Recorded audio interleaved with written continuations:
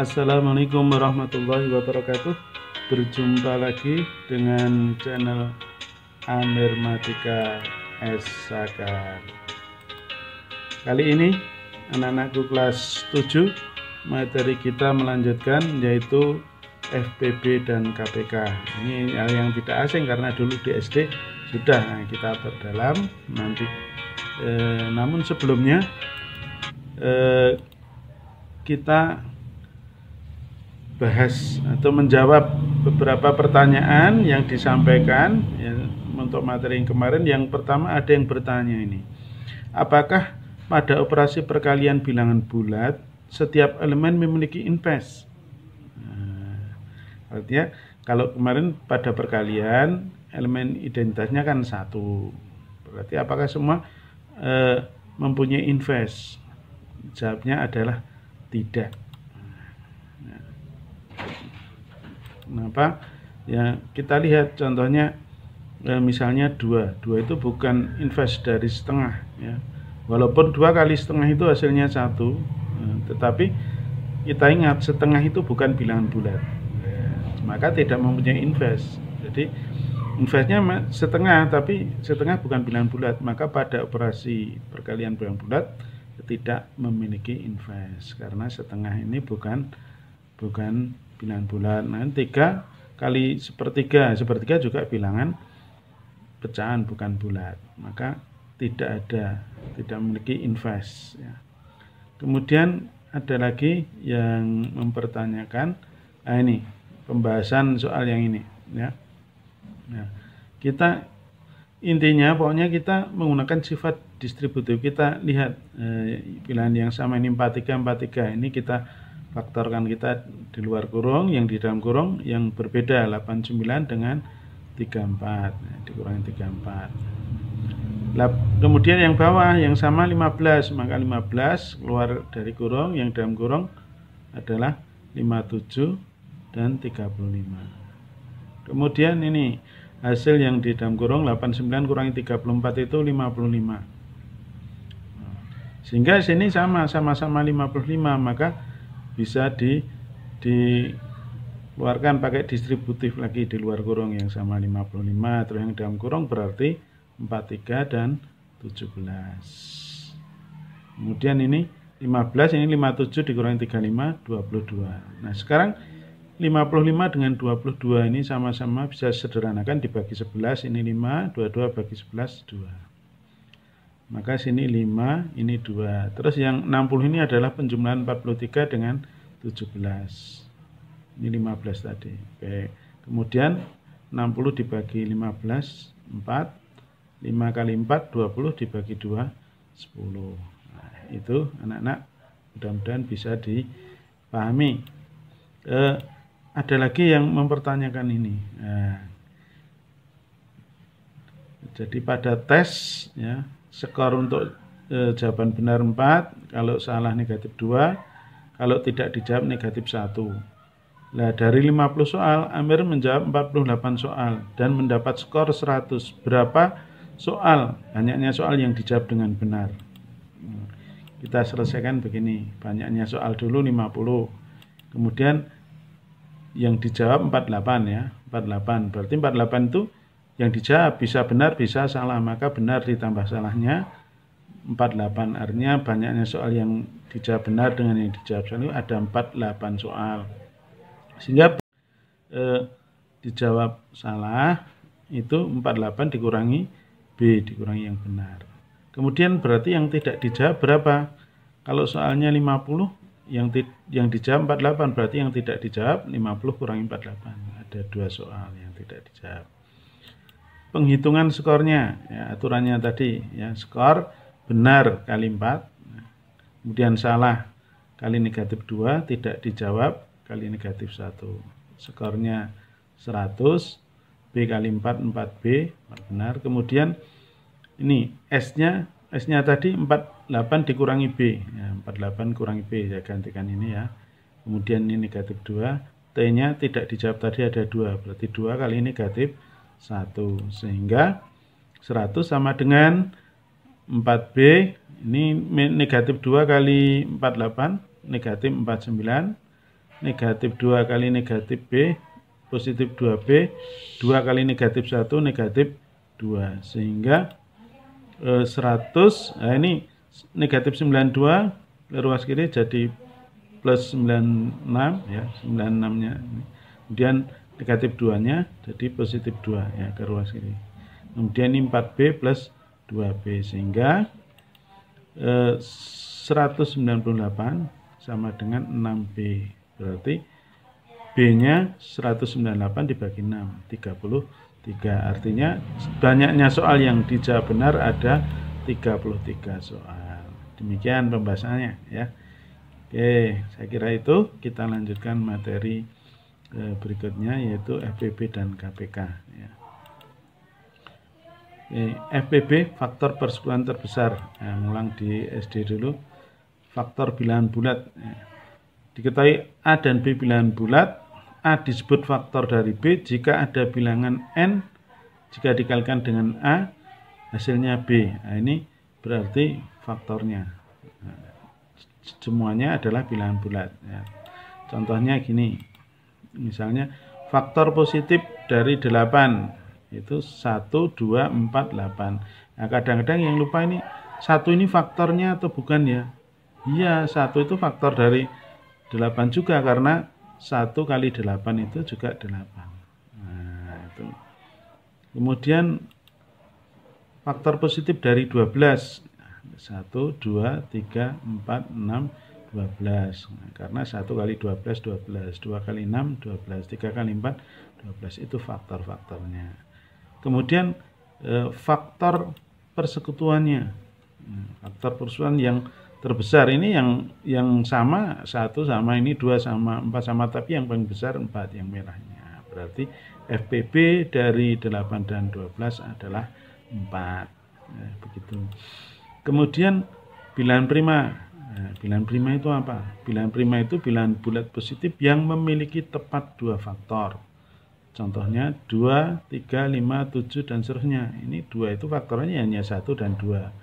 3 itu ya 1 kali 3, 5 itu ya 1. Tidak bisa dibagi yang lain. Maka jika P merupakan bilangan prima, maka faktornya hanya 1 dan P itu sendiri. Nah, P tidak sama dengan 1. Artinya 1 bukan bilangan prima. Kenapa? Karena faktornya hanya 1 saja. Padahal prima seharusnya 2 faktor. Oke, kita lanjutkan.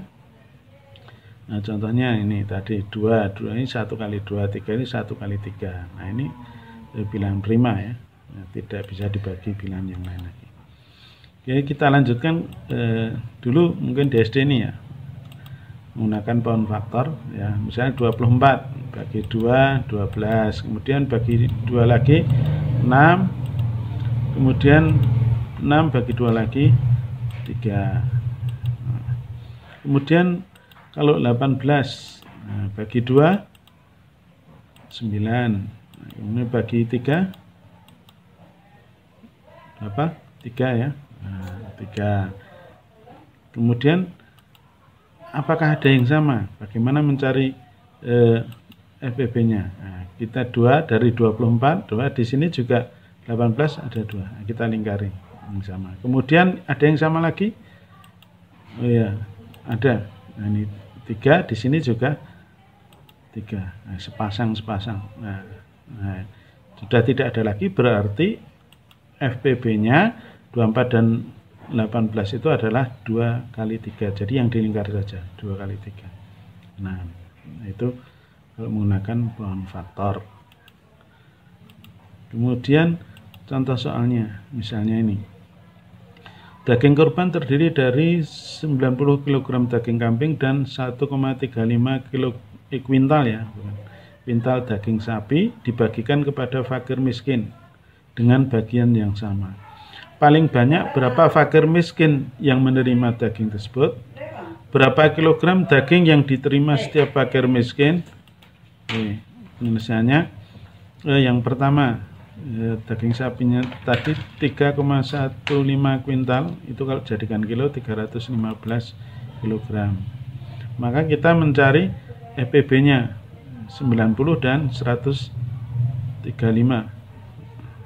Nah, ini keliru nulis ya, bukan 315, 135, maaf ya, ini nanti diganti sendiri. Maka di banyak fakir miskin 45 karena FPB-nya 45. Ini maaf keliru ya, bukan 3,15 tapi 1,35, 1,35. Jadi 135. Oke. Kemudian bagian yang diterima setiap orang berapa? Nah, tinggal dibagi 45. Daging kambingnya 90 kilo karena 45 orang berarti dibagi 45, masing-masing 2 kg daging kambing. Untuk yang sapinya 135 kg dibagi 45 3, jadi dapat daging sapinya 3 kilo. Oke, kita lanjutkan KPK. KPK kelipatan persekutuan terkecil. Nah, kelipatan 3 itu ya 3, 6, 9, 12, 15 dan seterusnya ya. Berlipat tambah 3 terus. Nah, kemudian misalnya kelipatan dari 4 ya, 4, 8, 12, 16, 20 dan seterusnya. Nah, kemudian KPK persekutuan antara kelipatan 3 dan 4 itu yang sama.